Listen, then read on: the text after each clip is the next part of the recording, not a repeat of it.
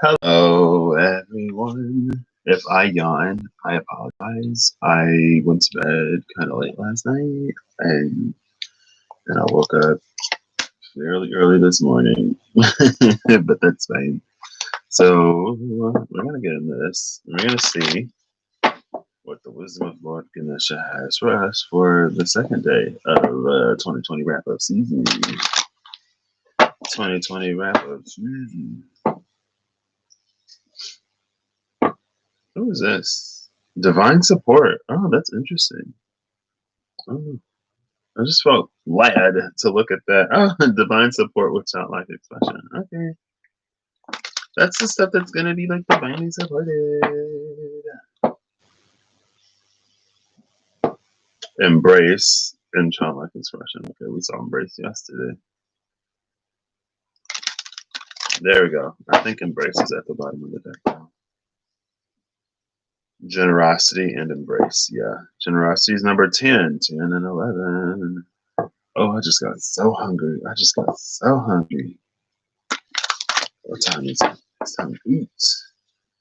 I was really excited to get some McDonald's yesterday because I haven't had McDonald's in a long time, and I was really wanting them French fries. And I was like, "Oh my gosh!" Like it didn't like mess up my stomach until I woke up today. So I guess fast food is not going to be happening as much as I actually wanted to, but that's fine. Oh, work. Oh, well, look at that divine support. Is this the only one today? Nah, we'll still do this. So divine support is the theme today,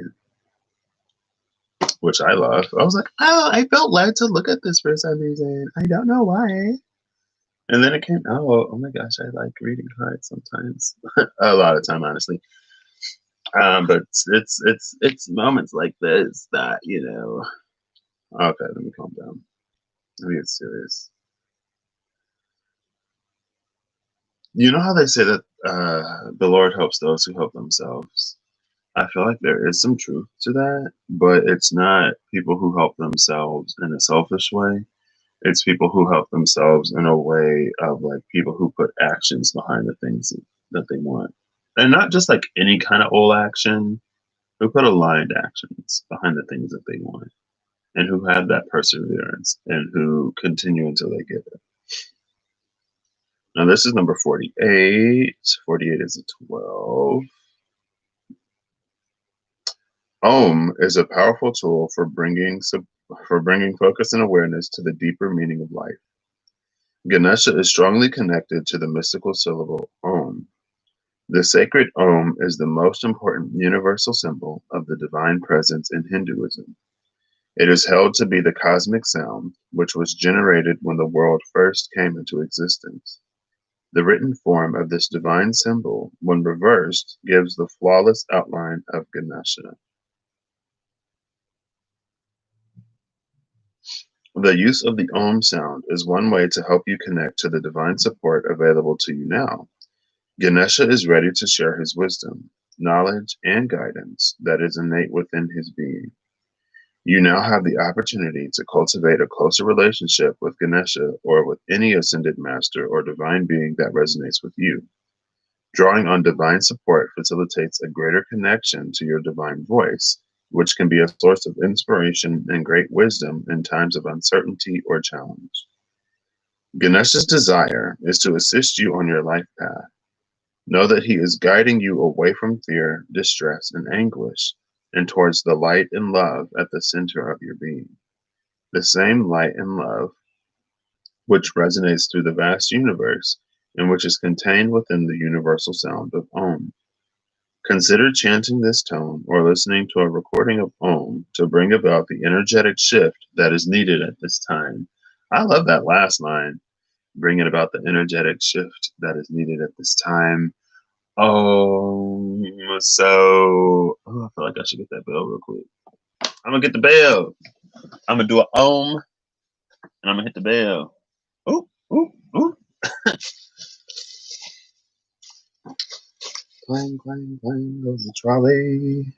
Ding, ding, ding goes the bell. Zing, zing, zing when my heart strings. Okay. What is that? Oh, I forgot. I don't remember.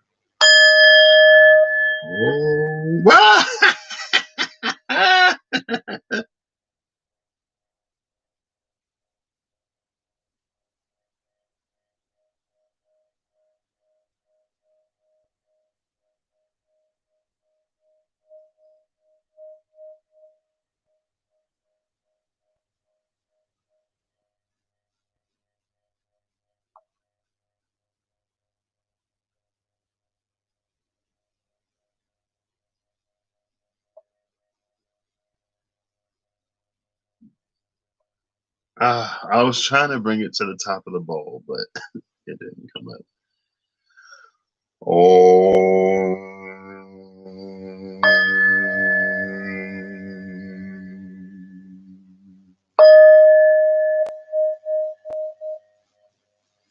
This is not ringing today. Okay, that's fine. Today ain't the day for all of this. Keep it short, simple, and sweet. Okay. So, divine support, connecting to the universal noise. Oh gosh, the universal sound. Um, I recently read "Cutting Through the Noise" or something like that yesterday. Cutting through the noise, and I guess the Om can cut through the noise, and the Om is that source of the Om resonates to that source of love and light that resides within us and throughout the universe, right?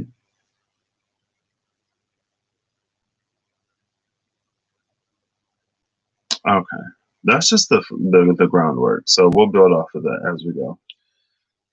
Next card is Courage, number 50. Courage, help me. And like they expected so much from that little pink dog, but Courage came through every time. And he'd be like, the things I do for love. We could be heroes. No. We could be heroes just for one day. We could be heroes forever and ever. I don't know if I can't remember if that's a song. If that's how the song goes. Courage, the warmth of your open heart can give comfort to all who cross your path. I think this one. Let me go back real quick because I think that one mentioned something about it too. Right?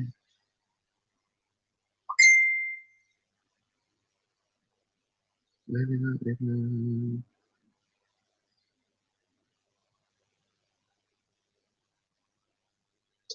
I thought it was in here somewhere, but I guess it isn't. The warmth of your open heart can give comfort to all who cross your path. The root word for courage is cœur, which is the French word for heart. Courage comes from the heart. It is an inner strength guided by love, which seeks truth and justice.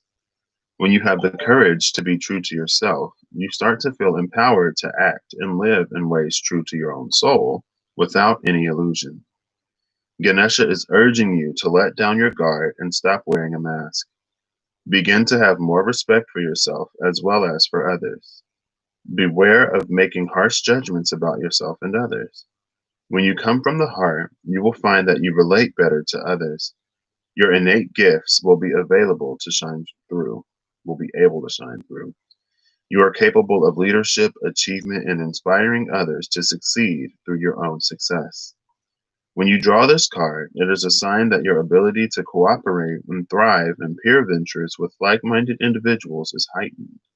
Be willing to do what is needed for things to run smoothly for you. Ganesha promises great success if you are willing to let down your walls.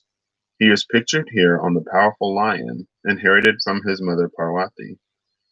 The lion represents the fierce nature of Ganesha. He calls on you now to trust the fearless part of your being, your own inner lion, and invites you to work with him to learn how to be valiant and harness your heart's great courage. So when I said, what was it? God helps those who help themselves, and it's like not necessarily about being selfish; it's about doing what it takes. And then it said right here, Be willing to do what is needed for things to run smoothly for you. And I think one thing that could be illuminated or highlighted this year, maybe more so than any other, because, well, depending on how distracted or busy we typically are, um, is that like, what are we actually willing to do? Right. And sometimes it's like we come across inconvenience, however minor or major. And in that moment, we decide that our now moment comfort, sometimes we decide that our now moment comfort has more demand than our like longer term abundance and bliss and healing and growth and evolution and stuff like that.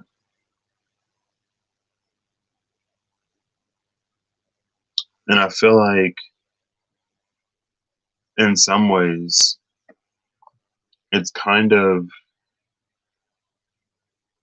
I don't know, I don't feel comfortable saying like it's indicative of how we handle difficulty or how we handle like dark nights or whatever, anxiety, stress, worry, troubles in our lives, because a lot did happen. Like a lot happened all at once and seemingly unceasingly.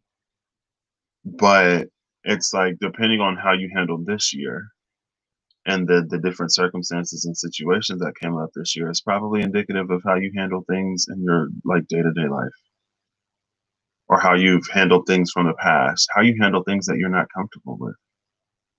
Do you go and like self-medicate or distract yourself and fall into hopelessness and doubt and worry and fear, or do you face it? Now, again, this year wasn't necessarily a whole lot of facing that we could do on a more like grand level. But again, like life is always happening and there's always inconvenience, there's always misfortune, or it can always happen. I don't want to say it's constantly happening, but for some people it is. And depending on how you handle this year, it's like, okay, well, did you handle any of your other problems?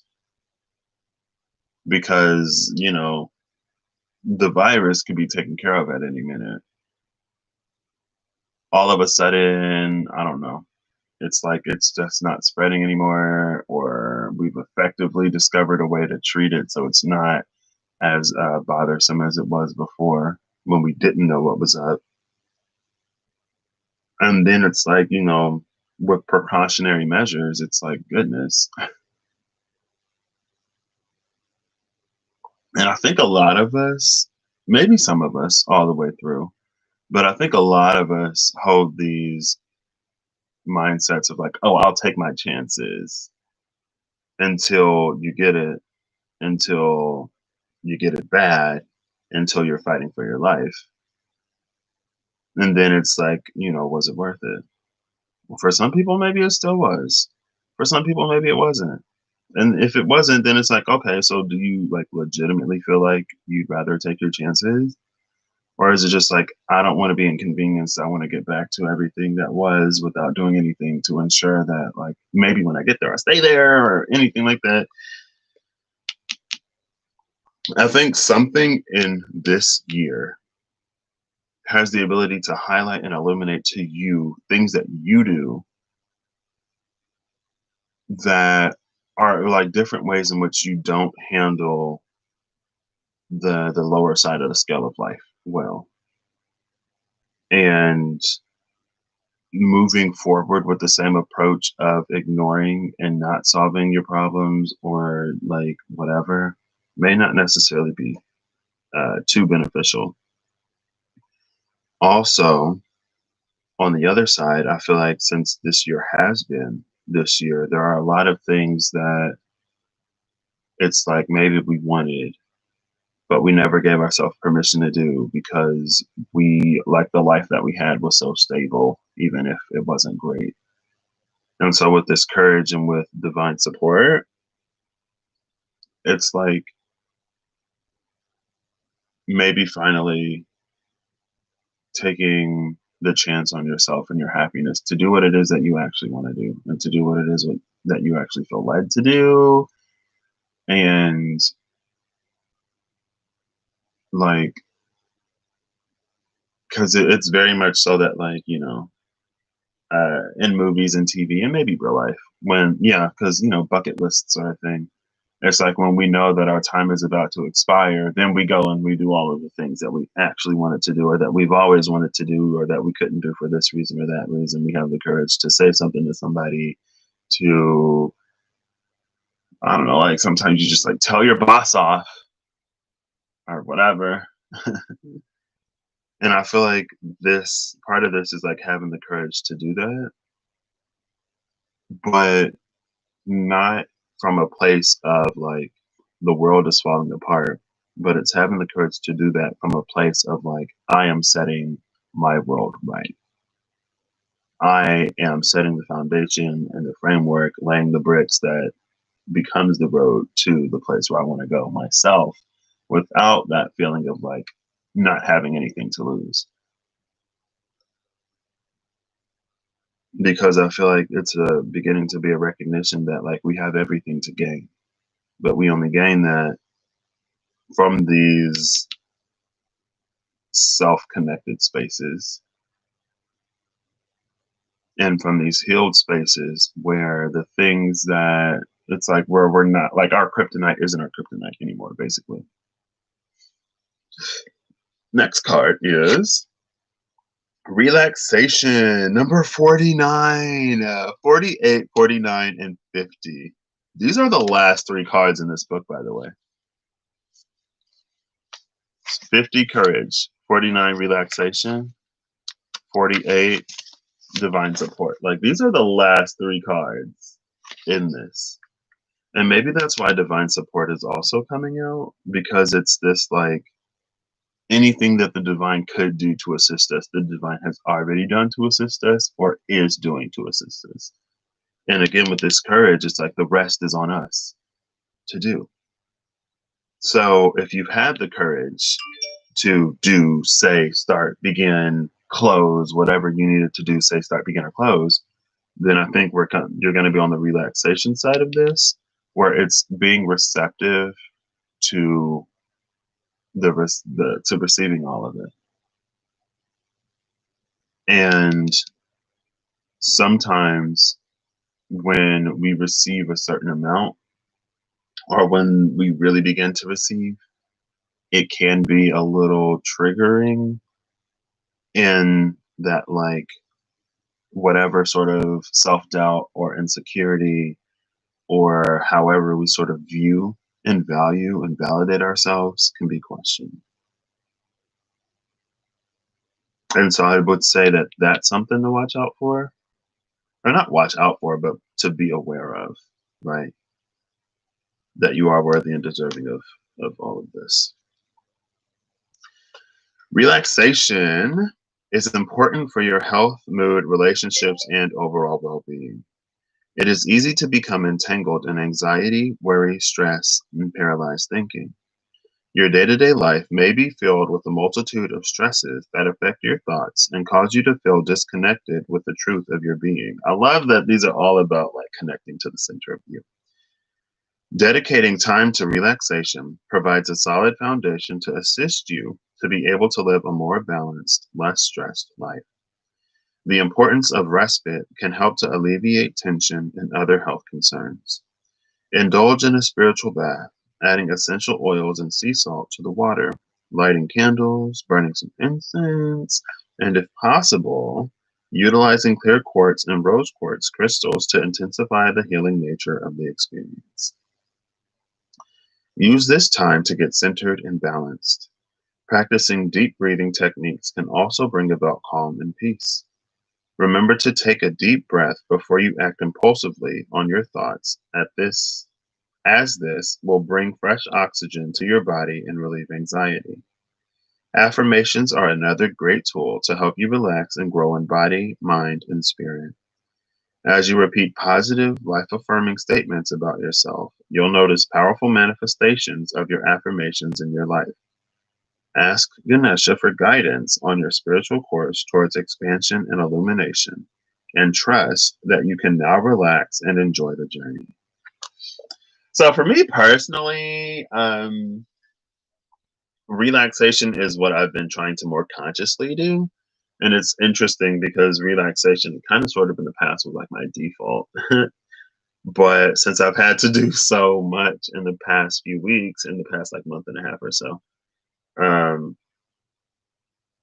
well, hold up. Was it like a month? It might have been like 4 weeks or five. I think it was like 4 weeks. I think I gave myself a month to do everything. And then more stuff popped up. But I got in like this workaholic mode. I guess I really activated the Capricorn in my chart. I kind of have Capricorn strong in my chart, I guess.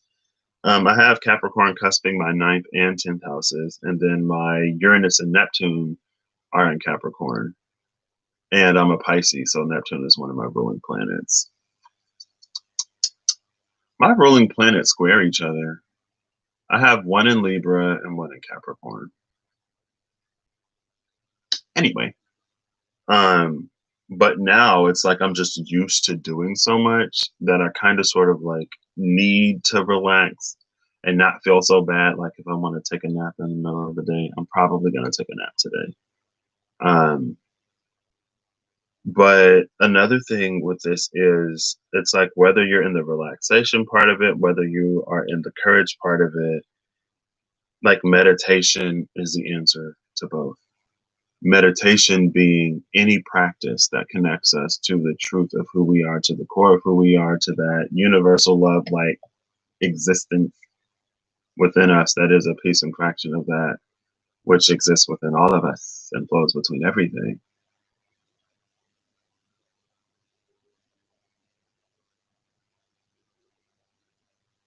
And also, I think it's to have both simultaneously, if you can, to both be relaxed and courageous.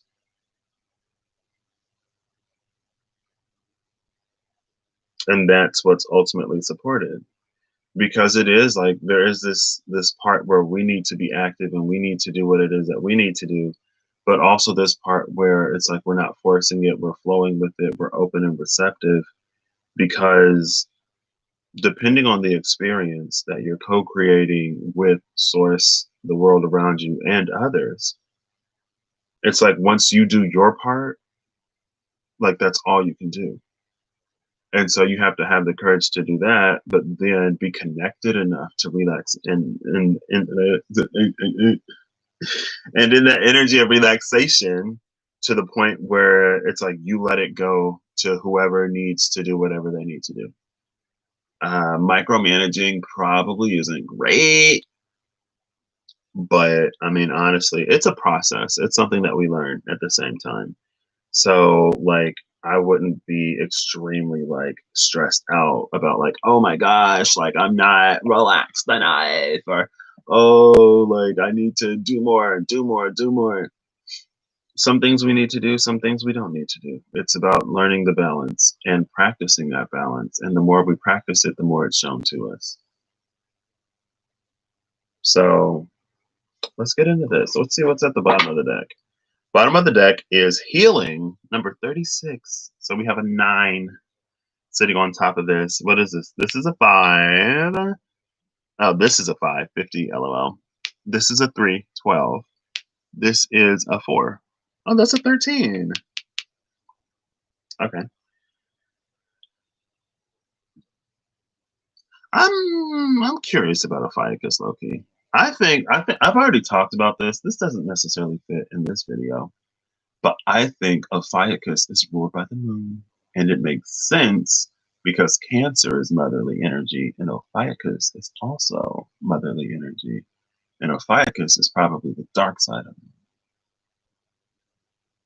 it, aka the side of the moon that isn't facing the sun. So it has more of that feminine aspect to it. right? Because astrologically, we treat the solar system as if there are two luminaries, but there's actually only one. And the only luminary in our solar system is the sun. Like, we know now that the moon isn't a luminary. It reflects light just like every other planet in the sky. So that's why I'm like, there's a 13th sign. There has to be, because the moon isn't a luminary. So it has, a feminine energy or a receptive. It has a yin energy instead of the yang energy that is Cancer. Is that even right? The moon is weird. Well, Cancer is cardinal. Maybe that's why Cancer is the chariot and it's cardinal. Because I'm like, well, I don't necessarily see it. But if it's the yang energy, then that would make sense. Anyway, sorry. Let's get into. Wait, why did I pick up my phone? Why did I do that? 36, healing. I'll turn to 39, acceptance. 36, the true essence of your soul is one of complete health. There's your soul again. Ganesha is pictured sitting on a peacock. Peacock feathers have been used in curative remedies for thousands of years and in across countless traditional cultures. They are said to carry spiritual medicinal energy that can assist people seeking balance and healing in their lives. The challenges of daily life can throw you out of balance with the truth of your being. It is easy to get caught up in the daily grind and in a general feeling of lack. Remember that you were created from the perfection of divine light and love. Your physical body is simply a shell that covers your soul. True healing is only possible when you take responsibility for your own well being on this earth and your self empowerment. See yourself as complete, healthy, and whole. Ganesha prompts you to believe that you are truly capable of handling any matters of health or relationships without blame and with integrity and grace. I love that because where was it? Where was it? Peacock feathers. They have eyes on them. And it's that, like, you got to feel it to heal it type of energy. It's like, as long as you continue to leave it unaddressed, it will continue to ail you.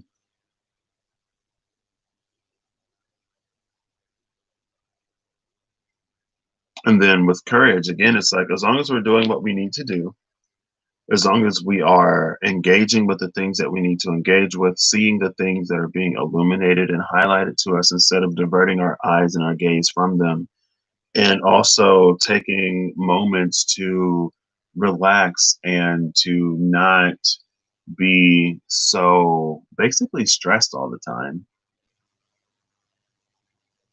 then it's like this perfect recipe for forward movement. And honestly, like, both of these are for healing. And then healing in turn leads us to do both of these like easier. And all of this is divinely supported. All of this is sort of characteristic of divinity, I guess.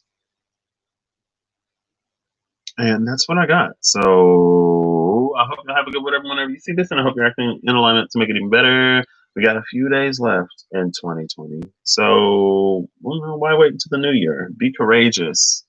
Also, relax. It's been a long year. And if you continue to run away from something, it'll never heal. So, they say time heals all wounds, but it only does that, you know. It's like time heals the wound when you're in a recovery period, right?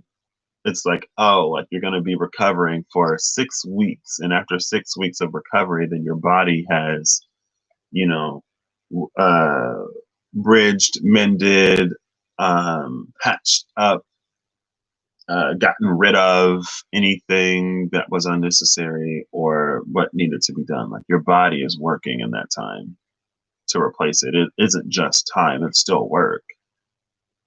Healing always takes work. It's not just time. Anyway. Also, there was something else that I really wanted to say. Oh yeah, like, I know that this year was like hard, and again, it's this interesting sort of like it's life. This year was extremely difficult for a lot of people.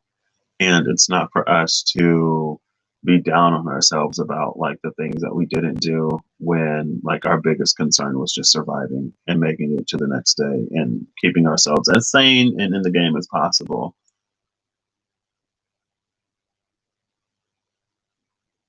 And it's all understandable, right? Was there a card yesterday? I think there was a card yesterday, and it was like, this is the divine acknowledging that it is hard. But just because it's hard and just because it's difficult doesn't mean that we can't choose more and that we can't align to more and work towards getting more. Because, difficulties will always be in life. And it may not be like globally on this scale, but people have individual, completely life altering occurrences all the time. That can happen at any time. Now, again, collectively, that's probably not necessarily going to be happening every other Tuesday. But misfortune and tragedy, it happens all the time, and it can be worse than what you've experienced this year. And it's not to like I don't think it's gonna freak anybody out because that's like something that we know. Like we never necessarily think it'll happen to us, or we're not necessarily prepared for it to happen to us. But I think with so much going on all at once, it's kind of easy to be like, oh, to just say 2020. Like, oh, that's just 2020, you know. Oh, it's 2020. When 2020 is over, oh my gosh, things are going to be amazing. And it's like, not necessarily. And it's not just COVID. Because COVID could be gone tomorrow. They'd be like, oh, breakthrough treatments or breakthrough what life saving techniques are now being blah, blah, blah, whatever. So we're going to open things back up because now we know how to deal with this. Whereas before we didn't. And when we didn't know how to deal with it, hey, it kind of makes sense to tread with caution. I don't know anyway. And it's like things could go back to normal, but then you could have that personal crisis in your own life. And it's like the world around you continues to move while your world has just been sort of completely uprooted and altered and torn apart and everything else. And so it's not just 2020, even though a lot of it is 2020. I don't know. And divine support, talking about all this connection to self, we've had a lot of opportunity to get connected to self. And maybe that's why we were struggling so much, some of us. It was like too much time with self, not enough distraction. Anyway, it's like both things are true. Both things are valid, right? And like you can't do anything else if you're not here. So survival is kind of like the top priority until you learn how to thrive. But as long as surviving is your top priority, then it's like that's what consumes you. And so I don't want to say it makes it more difficult to survive, but it's like kind of like that. If you shoot for the stars, then if you shoot for the moon, then you'll land amongst the stars. So if you're aiming to thrive, if you're aiming for abundance, even in the midst of the world not necessarily looking like it can give that to you, and it can, there have been plenty of people who have thrived and who have moved, who have made strides in their own personal lives in this year. And again, it's not to be comparative, but it's just to say that it's still possible. Um, like if you're aiming for thriving, then you're by default at the very least surviving because you can't thrive if you're not here.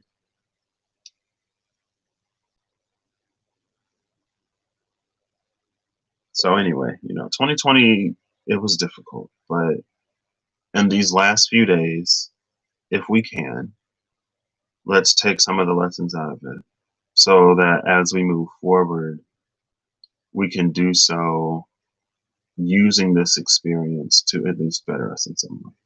And that's another thing that I'm very much so about. Whenever I come across, or it seems lately, that whenever I come across a setback or a misfortune, then it's like, okay, this sucked, but what can I get out of this to at least, from a hindsight point of view, make this less sucky? What can I take from this experience to bring me some kind of something? Right?